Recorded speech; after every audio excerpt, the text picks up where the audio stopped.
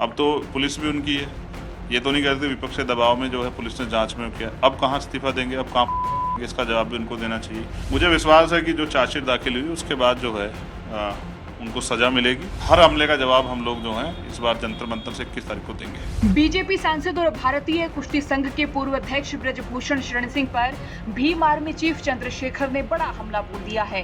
ब्रजभूषण शरण सिंह के खिलाफ जहां एक और पहलवानों ने मोर्चा खोला हुआ है, तो वहीं अब कानूनी शिकंजा भी कसता जा रहा है। पहलवानों के आरोप के बाद ब्रजभूषण शरण सिंह के खिलाफ चार्जशीट दाखिल की गई है और अब 18 जुलाई को कोर्ट में एक आरोपी की तरह उन्हें पेश होना पड़ेगा। पिछले दिनों चंद्रशेखर आजाद पहलवानों के समर्थन में भी उतरे थे, वो जंतर मंतर पर भी गए थे और पहलवानों के साथ कैंडल मार्च भी उन्होंने निकाला था। और अब इसी चार्जशीट को लेकर उन्होंने ब्रजभूषण शरण सिंह पर तगड़ा हमला बोल दिया है। चंद्रशेखर ने कहा है कि लंबे संघर्ष के बाद चार्जशीट दाखिल हुई है और उन्हें उम्मीद है कि सजा भी दी जाएगी।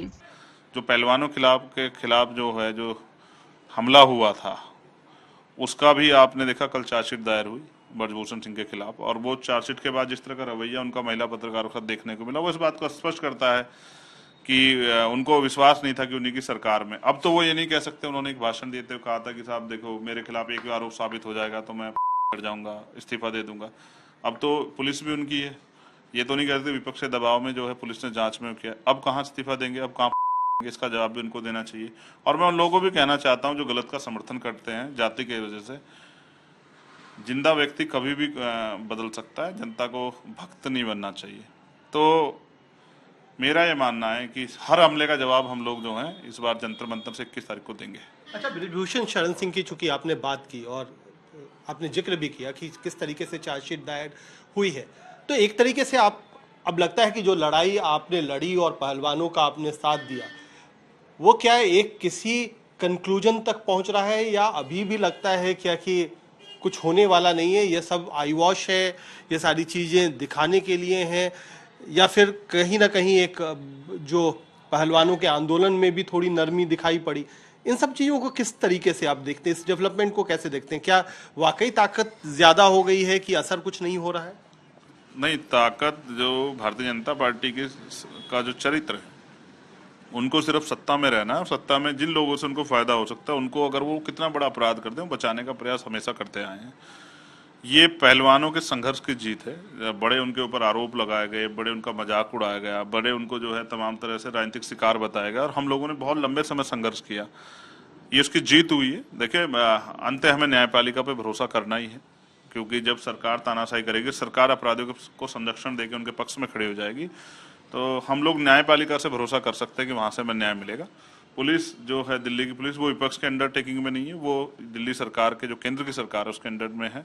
और वो जो जांच हुई है, मुझे हमेशा से दिल्ली पुलिस की उस पर भरोसा। कई बार दिल्ली पुलिस के कुछ अधिकारी उस तरह की मक्कारी भी कर जाते हैं, जिसका मैं खुद उदाहरण हूँ, जो मेरे साथ हुआ जब मैं CAN पर NRC के प्रोटेस्ट में जामा मस्जिद पे था तो मुझे गिरफ्तार किया गया। और जब कोर्ट में उनसे पूछा गया कि चंद्रशेखर पे आरोप क्या है, तो उन्होंने कहा कि इन्होंने भड़काऊ भाषण दिया। पूछा तो जवाब नहीं दे पाए। तो कई अच्छे अधिकारी भी हैं, कई बुरे अधिकारी भी हैं। तो मुझे विश्वास है कि जो चार्जशीट दाखिल हुई उसके बाद जो है उनको सजा मिलेगी।